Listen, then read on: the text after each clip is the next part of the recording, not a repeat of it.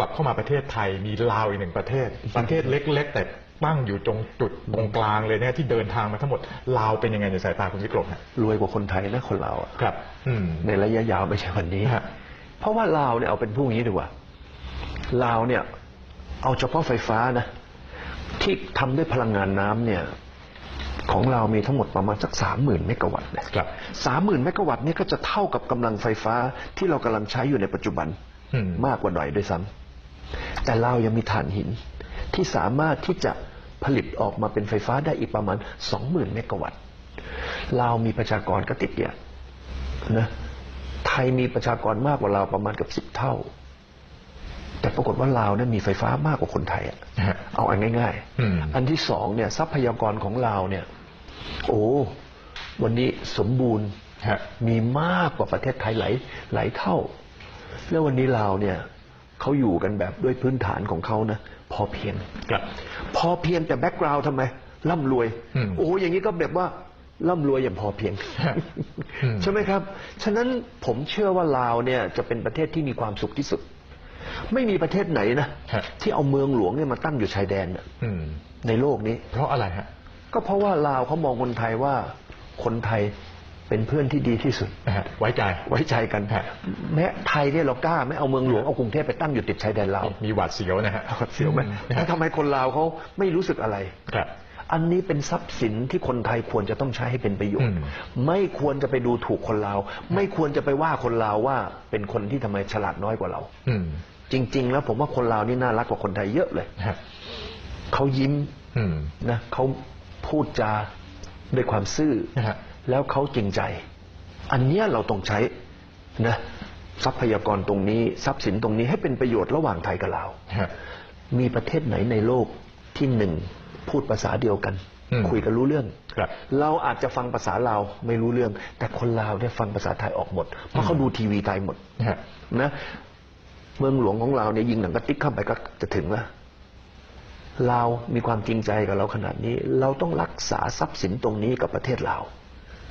วันนี้เวียดนามกลายเป็นเบอร์หนึ่งของนักลงทุนที่ใหญ่ที่สุดในลาวแล้วเมื่อก่อนนี้ไทยแต่วันนี้ทำไมกลายเป็นเวียดนามนี่จนกว่าเราแต่ทำไมกลายเป็นว่าเวียดนามไปลงทุนในลาวมากกว่าคนไทยเพราะว่าคนลาวกำลังลดน้อยเรื่องความเชื่อมั่นกับคนไทยเพราะว่าคนไทยชอบไปดูถูกเขาชอบไปเรียกเขาไอ้ลาวนะชอบไปว่าเขานะไม่ฉลาดนึกว่าตัวเองฉลาดมากคนไทยเนี่ยอันนี้ทำให้คนลาวนั้นถอยห่างแต่คนเวียดนามนี่ให้เกียรติลาวมากกว่าคนไทยฉะนั้นวันนี้คนเวียดนามก็เลยกลายเป็นคู่ค้าก็เลยกลายเป็นหุ้นส่วนในประเทศลาวมากขึ้นแล้วกำลังมากขึ้นอันที่สองตามมาด้วยใครจี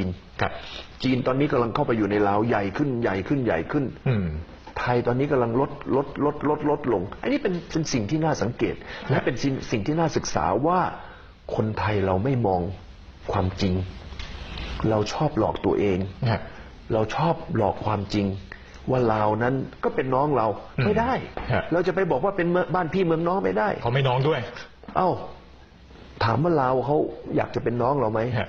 เพราะเราเป็นพี่ที่ไม่ได้น่านับถือไง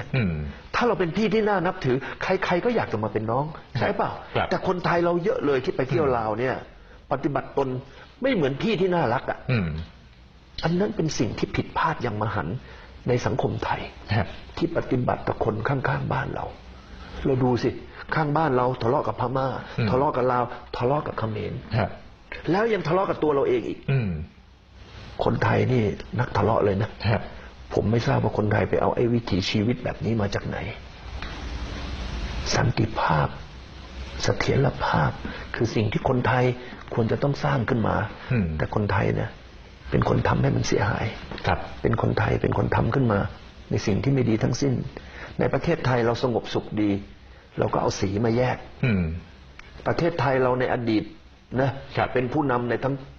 ภูมิภาคนี้วันนี้เรากลายเป็นผู้ตามเมื่อก่อนนี่สถานีโทรทัศน์แห่งแรกของภูมิภาคนี้ก็ที่บางขุนพรหมสถานีรถไฟฟ้าก็หัวลำโพงนะสนามบินแห่งแรกของภูมิภาคนี้ก็ดอนเมืองแต่วันนี้ไม่ใช่แล้วความเป็นผู้นำของที่บรรพบุรุษเราสร้างมาทุกอย่าง วันนี้ถูกรุ่นเนี้ยเมื่อ30-40 ปีที่ผ่านมาเนี่ยทำลายสักเกลี้ยงเลย ครับ ความเป็นผู้นำของเราภูมิใจว่าเราไม่เคยเป็นเมืองขึ้นของตะวันตกเลย เราเก่ง แต่วันเนี้ยเรามาสะดุดขาตัวเอง เพราะเราทะเลาะกัน ครับ แล้วยังไปทะเลาะกับข้างบ้าน ไปดูถูกคนลาวอย่างนี้อีกเนี่ย อย่างนี้เนี่ย เราจะคิดว่าคนลาวเขาจะนับถือเราไหม เวียดนามจนกว่า ครับ เวียดนามนั้นมีเทคโนโลยีที่ช้ากว่าเรา แต่วันนี้เวียดนามนี่แซงเราไปตั้งเยอะเลย แซงเรามากขึ้น เพราะเวียดนามเขาไม่ดูถูกคนลาว แล้วคนลาวก็มีความรู้สึกว่าใกล้ชิดกับคนเวียดนามมากกว่าคนไทย ครับ ไอ้นี่เป็นโจทย์ที่คนไทยทั้งประเทศนี้ควรจะต้องเข้าใจโจทย์นี้ ก่อนที่มันจะสายไป ก่อนที่คนลาวนั้นเขาจะไม่คบกับคนไทย ครับ แล้วมันเป็นสิ่งที่น่าเสียดาย ประเทศที่ฟังภาษาไทยออก ครับ ในโลกนี้มีแค่ประเทศเดียว คือ ลาว คุณวิกรมและทั้งหมดนี้คือโจทย์ใหญ่ สัปดาห์หน้าจะชวนคุณวิกรมกลับมาสนทนากันต่อว่า ประเทศไทยจะต้องตอบโจทย์ใหญ่เหล่านี้อย่างไร และถามว่าทำไมคนไทยถึงล้าหลัง ได้ครับจะมาสนทนากันใหม่ วันนี้ขอบพระคุณมากครับ ยินดีครับ